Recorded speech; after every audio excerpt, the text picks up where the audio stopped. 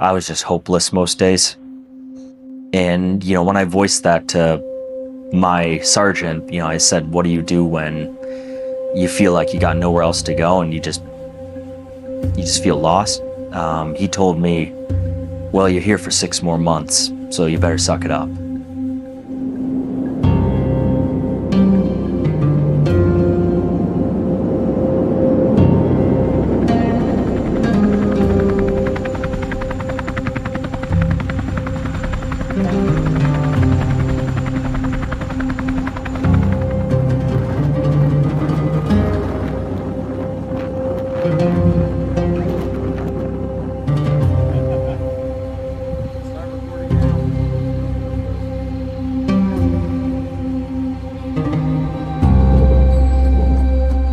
My name is Luke Blanchette.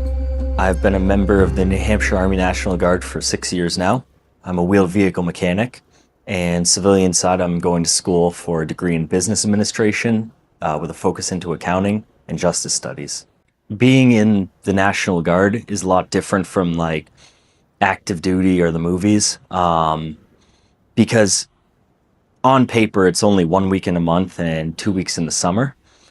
So for the most part, I just live a normal life. I go to classes, I go out with friends. It's just every couple weeks, instead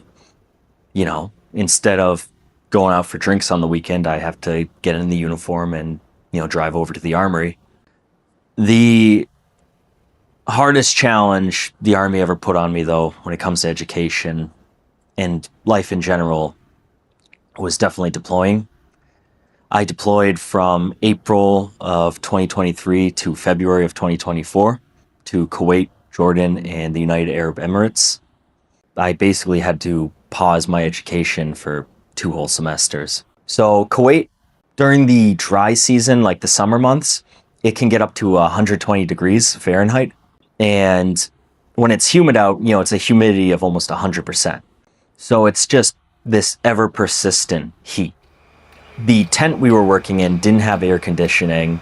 The shade helped a little bit, but it's like Phoenix, Arizona. It's just hot.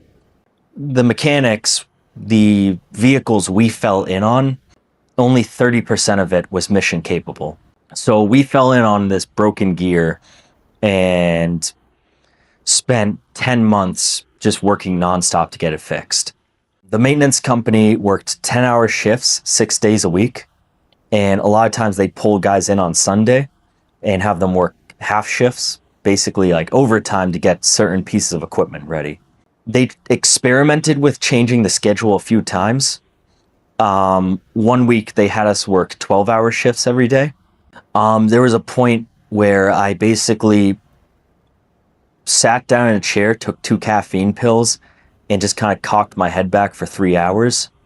Being deployed is very difficult, because you're so far away from your family and friends, and there's no other way to say it, but people forget about you. Everyone back home is just going about their day. So for them, it's a lot easier to forget where you are and what you're doing.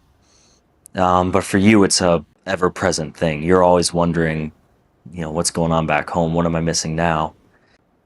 It hits everyone differently, though. The worst situation I saw when we were overseas was one of my friends almost tried to kill himself. When someone's truly not doing good, it's something in their eyes that it's like a Brillo pad on you. It just rubs you the wrong way. And I remember my friend, we were just joking at lunch and he wasn't having it. He was just sad. And, someone said something along the lines of like, well, there's always tomorrow. And he said, that's if I even see tomorrow. And after lunch, me and another friend of mine went to our leaders and, told them that we were worried about him. We wanted him to get help and something's not right, and we can tell.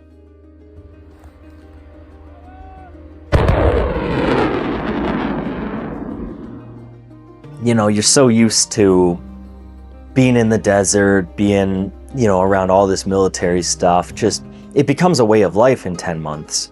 To come back to New Hampshire, it's a night and day difference. I mean, I'll be honest, going through honestly what I'd call a traumatic life experience. Deployment wasn't fun. I wasn't in a good headspace, and I don't think going back to school was the smartest idea. I did not unpack my feelings in the best way.